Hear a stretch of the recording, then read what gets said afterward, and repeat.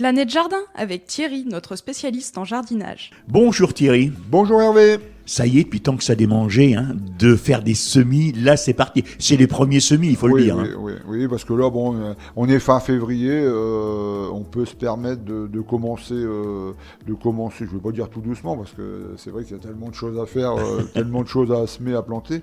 Mais enfin, bon, moi, personnellement, j'y vais tout doucement, quoi. Donc, déjà, on va faire des semis. Alors, il faut déjà un petit peu parler aussi dans quoi on fait du semis, parce que il y a des terreaux qui sont... Le mieux, ce serait d'avoir un terreau bien fin, parce qu'il faut penser à la petite graine.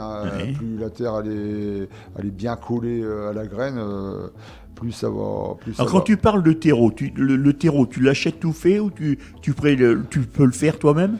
Disons que moi, je vais plutôt partir sur un mélange. Oui.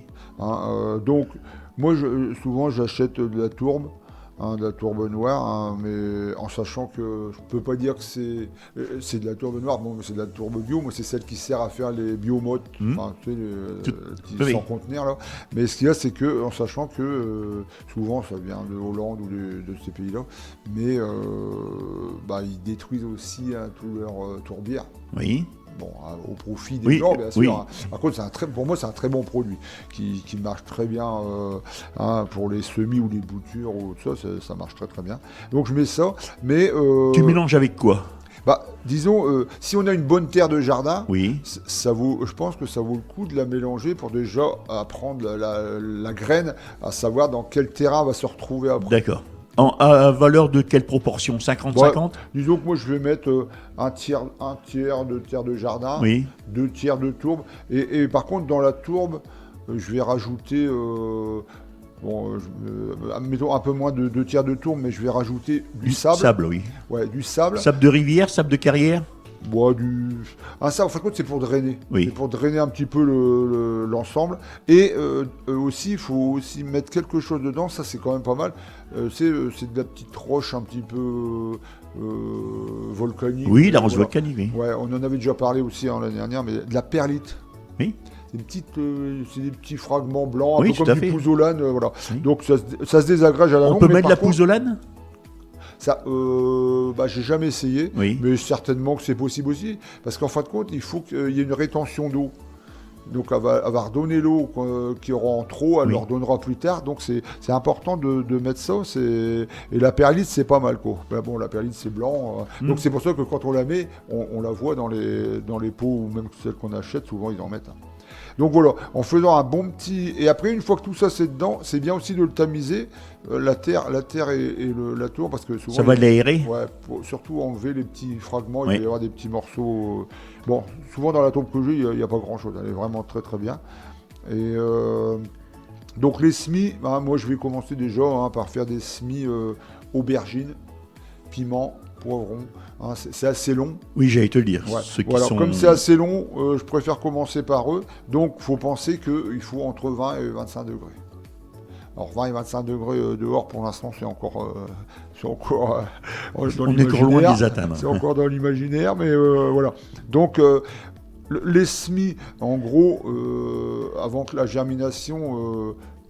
je veux dire une petite semaine, 6-7 jours, 6 jours, je pense que ça devrait se faire, mais ça dépend aussi de la chaleur qu'on a. Toujours humidifié. Donc on fait, je parle de semis en caissette, une petite caissette ou en godet, quoi. Pas en godet. Enfin, des godets sur... des caissettes, genre... sur caissette, oui. Voilà. Une petite caissette, on fait à la volée, éventuellement, comme on a envie de faire, ou alors des petites rangées, quoi. Mais en tout cas, on tasse bien la terre au départ, on met les graines, et après, avec un petit tamis, on repasse un petit peu, mais vraiment, même pas 5 mm, c'est vraiment pour recouvrir les graines. Et après, on arrose au petit pulvé, là, un petit pulvé à main. Et hop, mais par contre, il faut toujours que ce soit humide. Humide et la chaleur. Et moi, je le mets à ma chaudière parce que je n'ai pas d'autre endroit. Oui. pour la germination.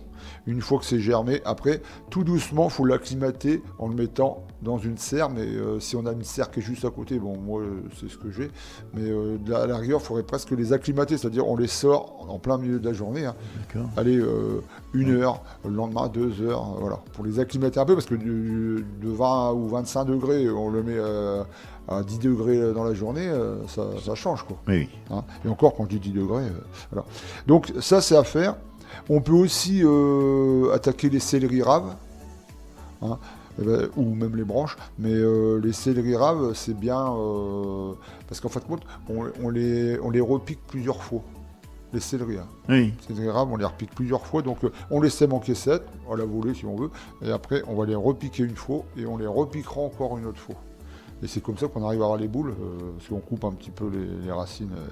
Donc les fleurs aussi, hein, les fleurs c'est possible, capucine, muflier, œillet d'Inde. Hein, en gros, c'est... Bon, il y en a encore quelques autres, mais il y en a d'autres qu'on peut attendre encore un petit peu. Donc, si on bosse avec la lune, hein, comme on en a déjà parlé, les fleurs le 3 mars.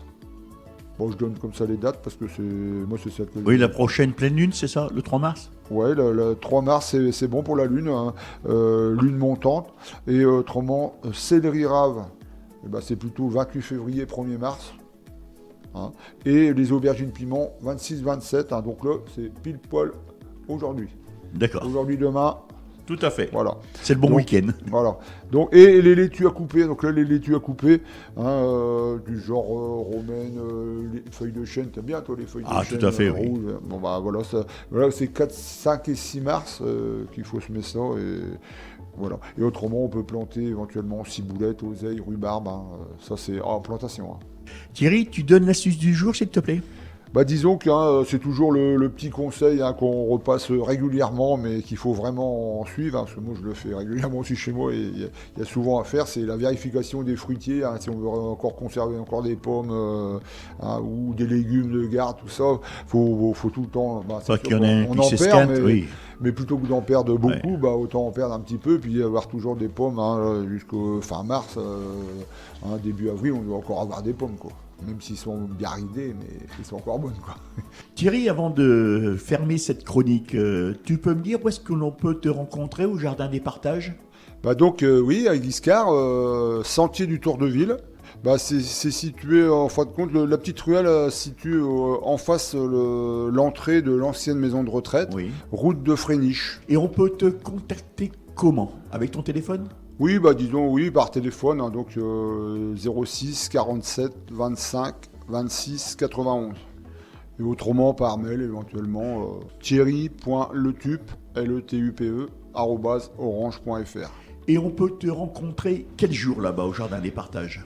Bah disons qu'actuellement, je veux dire que j'y suis tout le temps, parce que hein, j'ai mes locataires, mes poules qui ont besoin de moi matin et soir, mais autrement, le lundi matin, le mercredi toute la journée, le samedi matin. Donc là, c'est plus sûr de te rendre, Ouais. vraiment te voir. Là. Mais un petit coup de téléphone avant Voilà. pour Tu rassurer. rappelles ton Parce numéro que...